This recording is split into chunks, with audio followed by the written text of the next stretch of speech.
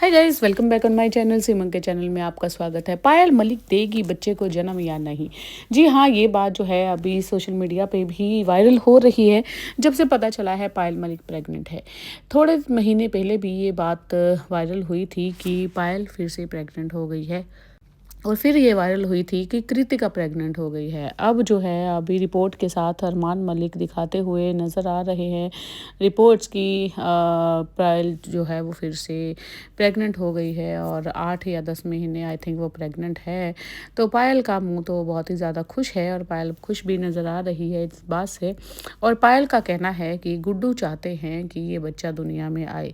और यहाँ पे अरमान मलिक कह रहे हैं कि पायल ने मुझे कहा कि गुड्डू मैं तो इस बच्चे को जन्म दूंगी। तो अरमान मलिक ने आगे से कहा कि मैंने कहा पायल तू माँ है, तू इस बच्चे को जन्म देने का हक रखती है। मैं कौन होता हूँ तुम्हें रोकने वाला। वैसे भी अरमान मलिक ने कहा कि मेरा एक ही भाई है और एक मैं हूँ और एक मेरा भाई है। और जब इन दोनों का दुनिया में है ही कोई नहीं तो मैं चाहता हूँ कि मेरा जो वंश है वो बढ़ता रहे। तो अरमान मलिक चाहते हैं कि अपने वंश को बढ़ाना। वैसे देखा जाए तो अरमान मलिक भी अकेले हैं, उनके भाई हैं उनके साथ बस। तो भई खिलाना-पिलाना इन्होंने है, सब कुछ इन्होंने करना है। हमें किस चीज़ की प्रॉब्लम हो रही है? हमें किसी चीज़ की प्रॉब्लम नहीं है।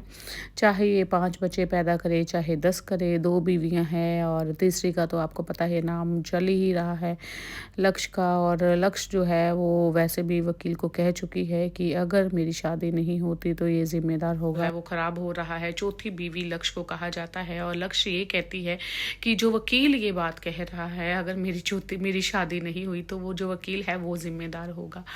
तो भई मैंने कल भी एक बात कही थी कि भारती सिंह के व्लॉग में वीडियो में जो उनके घर में काम वाली आती है उसे समर्थ ने मतलब मस्ती में ही गोद में उठा लिया था स्टेज में। तो उसी दिन से उसके घर वालों ने उसे वापस बुला लिया कि कल को हमने शादी करनी है लड़की की और नाम जो है वो ख़राब ना हो। हालांकि सबको पता है कि समर्थ ने मस्ती में ही उठाया था। तो उसके बाद मनीषा जो है वो अपने घर चली गई। तो लक्ष्य को इतने ज़्यादा इल्ज़ाम लग रहे हैं, इतने ज़्यादा इल्ज़ाम लग रहे हैं तो इसको क्या करना चाहिए, अपने घर जाना चाहिए या ये इल्ज़ाम लगने देने चाहिए। और ऊपर से ये कह रही है कि वो वकील जो मेरे ऊपर इल्ज़ाम लगा रहा है वो ज़िम्मेदार होगा अगर मेरी शादी नहीं होगी तो। बाकी बात करें अरमान मलिक और पायल की और कृतिका की, भाई इनकी शादियाँ हो चुकी हैं तो ये चाहे 10 बच्चे करे चाहे 15 करे, हमें कोई भी प्रॉब्लम नहीं है। आपको क्या लगता है कि लोगों को ऑब्जेक्शन होनी चाहिए इस बात पे या नहीं? उनकी खुद की लाइफ है मेरे ख्याल से। बने रहे सिमन के साथ फॉर मोर अपडेट्स। मेरा चैनल नया है तो प्लीज़ सब्सक्राइब कर लीजिएगा। आपका बहुत बहुत शुक्रिया। बाकी लक्ष्य के लिए ये कहेंगे कि लक्ष्य को अपनी लाइफ अगर बचानी है, क्योंकि जितने मुंह उतनी बातें हैं, तो लक्ष्य को मुझे लगता है थोड़ा सा इनसे किनारा कर लेना चाहिए। क्योंकि उसके ऊपर उंगली उठेगी तो फिर उसी का नाम खराब होगा। कल को अगर उसे टेंशन हो रही है कि मेरी शादी नहीं होगी तो उसे खुद सोच लेना चाहिए इन सब चीज़ों का।